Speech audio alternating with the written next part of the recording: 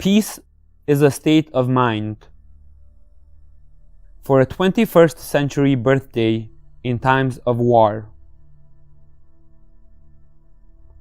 there is a peace that hovers beyond the confines of words and language, but which speaks when any person guides his gestures with the same solicitude as he would his infant son. There is a peace mingled in the emptiness that enfolds all matter. It becomes embodied in any person who observes her own mind as if it were her infant daughter toddling towards the open door. People cannot bring peace to the earth.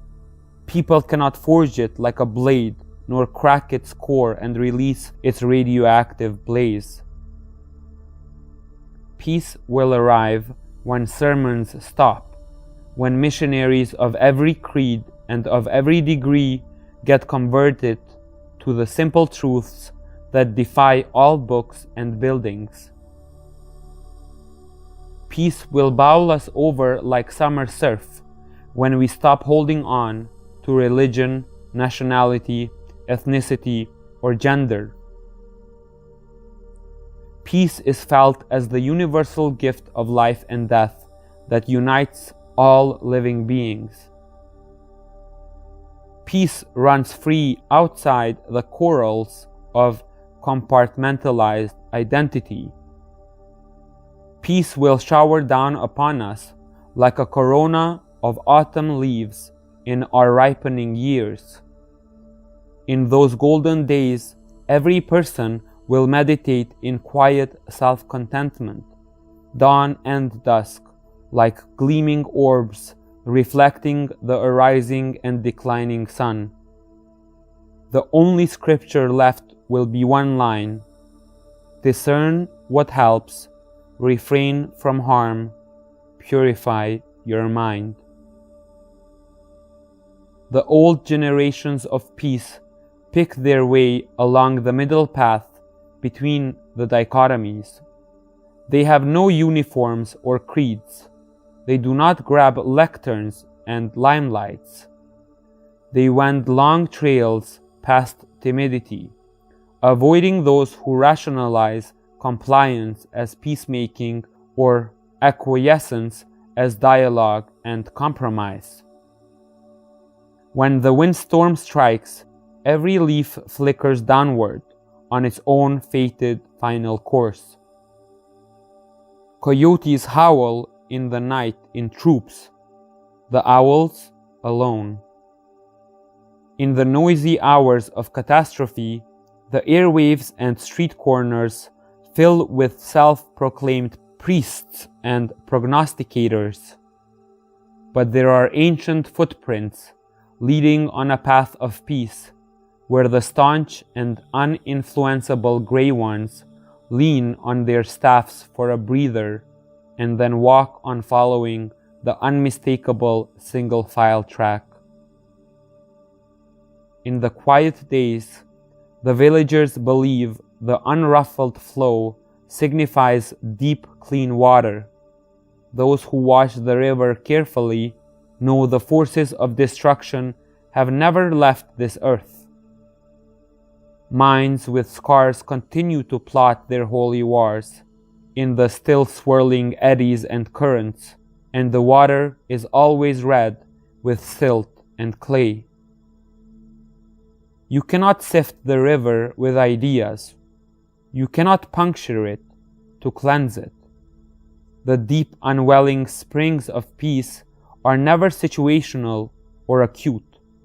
They never bring the water to a boil. They join the great river unnoticed, cooling drops from an undistinguished hill. They travel in accreting clines of unhurried purity, confident that the water in its basic element is pure. The Buddha gave only one prescription: not war, not pacifism either.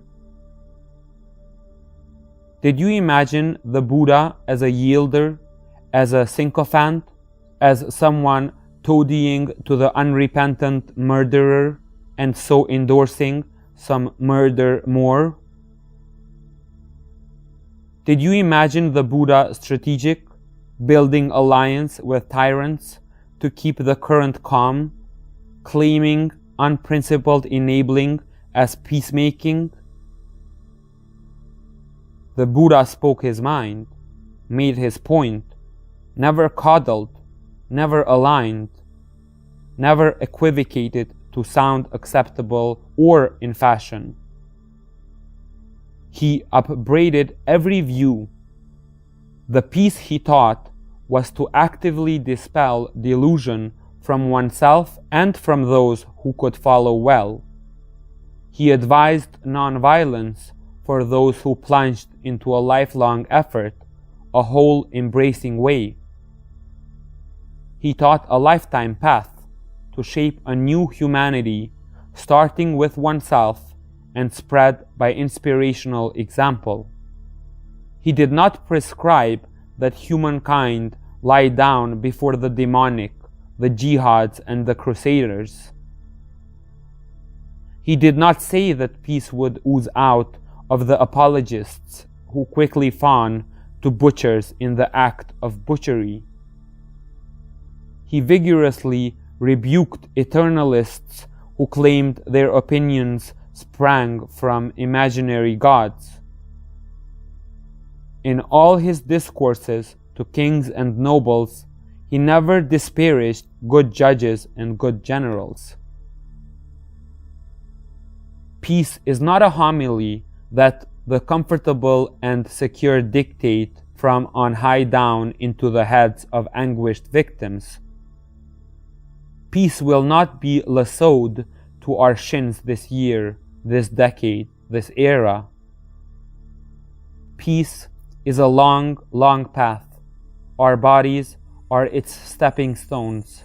Our minds are its herbage grown from long composted soil. There are fungi that glow in the forest in the night. There are birds that cross all meridians by moonlight. There are ochre beams that bathe the burning earth in their softening touch.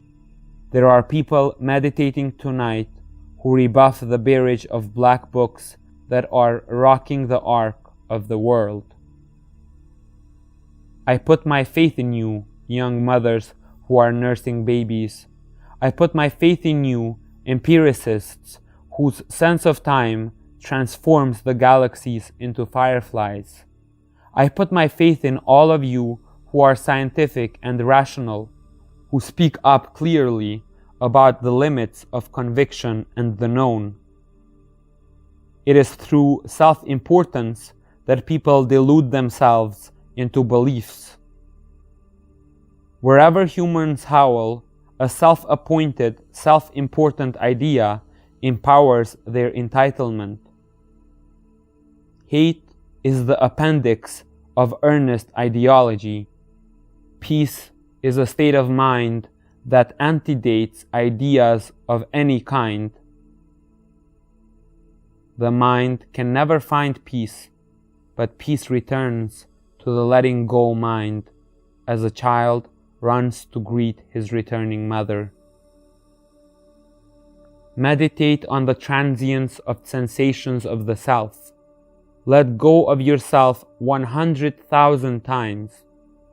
Autumnal sugar maples turn audacious scarlet, russet, and carmine hues. But roots are the tree's true nurture, serene in seasonless sure soil, beneath the choral cycles of the leaves. Meditate with friends, or alone, or with the dead, or with the unborn. Pour the honeyed tea of your long-steeped perspective into cups of as many guests as visit your out-of-the-way kitchen. Peace flows from person to person when whole lives doff delusion to watch bare reality unfold. Meditate in a peace that transcends even your own misunderstanding.